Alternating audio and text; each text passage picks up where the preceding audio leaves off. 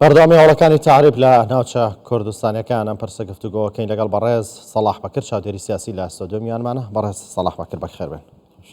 سپاس بە ئامادەبوونتان. هۆکاری ڕووداوێکی لەم شێوەیە چییە؟ هۆکارەکەی ئایا هەر تعریبە؟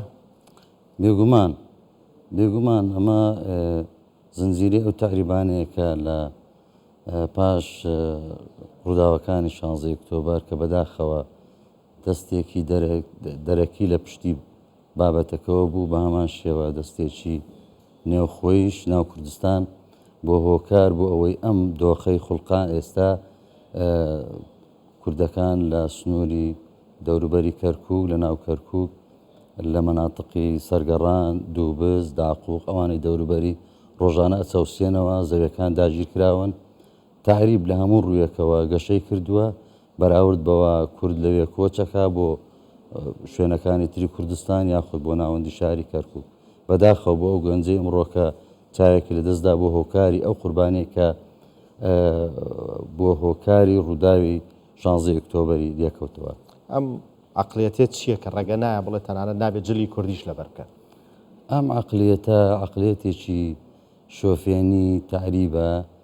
ئەم تعریبەش بڵێن وەها دۆخەکەی ڕەخساندووە بۆ بەردەوامبوونی پرۆسەی تعریب. ئەبینین مەسەڵەن عەرەبەکان لە سنووری مەناتقی دەوروبەری کەرکووک ئەوانەی کە پێشتر بڵێن لە کاتی ڕژێمی سەدام هاوردوبیانی لە 2014 تقریبەن ئەڵێم ینی بێ ئەوەی بڕیاری ئیداری یاخود بڕیارێکی قانونی دروست بێ خۆیان ئەو شوێنانیان چۆڵ کرد بە حکمی ئەوەی ئەوان زۆرینەی لە هۆکاری سەرەکی چۆلبوونی لە ترسی داعش بوو کە داعش لەو ناوچانە ڕوویاندا پێشتر ڕۆیشتن قەرەبووکرانەوە دووجار قەرەبووکرانەوە بەداخەوە کورد قەرەبوو نەکرایەوە. بە هەمان شێوە ئەو پیلانەی کە ئەوان دای ڕێژن ینی جوتیاری عەرەب سوودمەندە بۆ گەشانەوەی ناوچە زەوی کشتتوکاڵەکان بە پێچوانەوە بۆ کورد هەموو پرۆسەکە وەستاوە. ئەمەش ینی پێشتر دەکرا مەسەڵەن کاری لەسەر بکرێت لە چوارچەوەی مادەی 140 ینی دەبواە مەسەڵەن ئەو کاتەی سەرۆک کۆمار ئێستاشی لەگەڵا بێ کە دەسەڵاتی ئەوە مەسەڵەن یەکە ئیدارەکان یاخود پێشێرکردنی دەستور کاتی خۆی بەڕێزێک ئەیوت هۆکاری تێپەڕنەبوونی ئەو پرۆسەیە لەلایەن مدیر عامێکەوە لە وەزارەتی داد. ئێستا وەزارەتی داد کووردە. هۆکارەکەی چییە؟ بۆ نایان قسە بکەن لەسەر هۆکارەکانی کورد لەو مەناتقانە بێتە قوربانی بەداخەوە.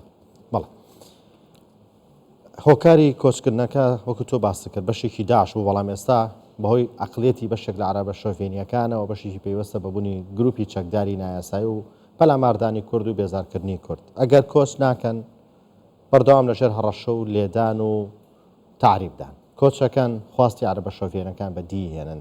چارەسەرێک لەم ناوەندەیە چییە؟ چی بکرێت باشە؟ حکوومەتی عێراق بۆ نایەتە سەرخەت لەسەرم پرسە.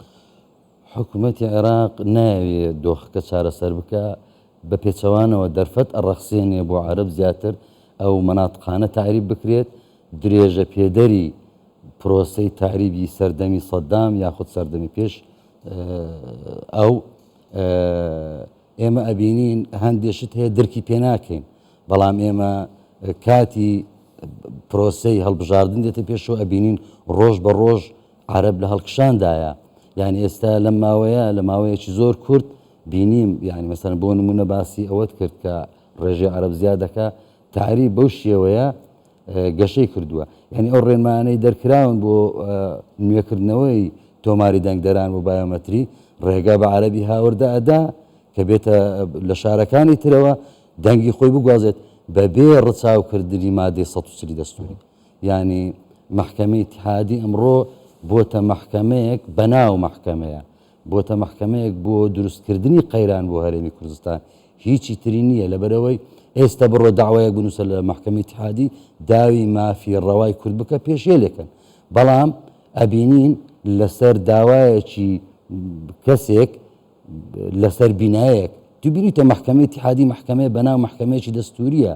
یعنی ئەبینی مەسەڵەن جیاوازی لە بینی دەسەڵاتەکانەکە لە بینی دەسەڵاتەکانی ناو عێراق، مەسەڵەن دەسەڵاتی تەنفیزی، دەسەڵاتی یاخود پارێزگارەکان ئەبینی لەسەر بینایەک لەسەر بینای ئەنجومەنی سەرکردایەتی کەرکووک ئەو ڕۆژە داواکەی وەرگ ڕۆژ دوای دانیش لەسەری یعنی ئەمە کەی محکەمەی اتحادیە ئەمە بەناو محکەمەی اتحادیە لایەنێک کۆنتترۆلی کردووە بۆ مەرامی سیاسی بەکاردین هیچی تر نییە و ئەسڵان محکەمەی اتحادی دەبێ خۆی سەربەخۆ بێ بەڵام محکەمەی اتحادی بەس سەربەخۆ نییە پلانی بۆ داڕێژن من لەگەڵ ئەوەم ینی نوێنەرانی کورد ئەسڵان بکشێنەوە لەبەرەوەیە مادام تو بەشدارەبی لە پرۆسەیەک دژی کورد دەبێ مووقفی خۆت هەبێ لانی کەم ئەتوانم ینی تاوقعش نەکەی بڕیارەکان تێپەڕێ بە زۆرینە بەڵام خۆ ئەتوانێ مەسەڵەن بڵێ من ئەوە لە مؤتەمەرێکی سەحەفی باسی ڕووی ڕاستەقینەی دادگای فدرالی باسکە کەوا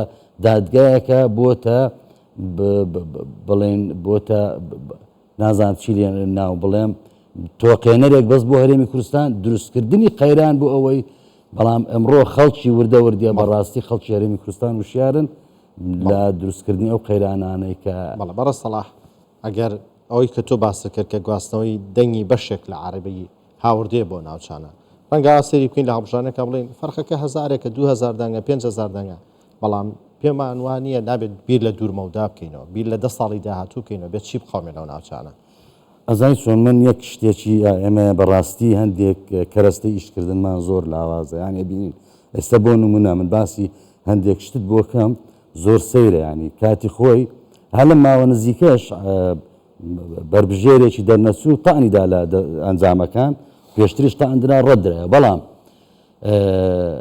بە بیانووی ئەوەی وردبینی نەکراوە لە تۆماری دەنگدەران تۆزانی ئەگەر وردبینی بکرێ ئەوان زەرمەند دەبن ئێمە ئەزانین بەڵام کەرەستەی ئیشکردن پێویستە کاری لەسەر بکرێت پێویستە هەڵوێستی تند لەسەری بکرێت ئەو ئاوارانەی جرف سەخر کە لە حلەوە هاتوون ڕێژەیەکی زۆرە ناو تۆماری دەنگدەران لە 2017 داخلی تۆماری دەنگدەرانی کەرکووک کران و پێشتریش ئەوانەی سنووری منطقەی بێجی ئەوانەی منطقەی سنووری مووسڵ ئەوانی منطق ینی ئەمانە هەمووی داخلی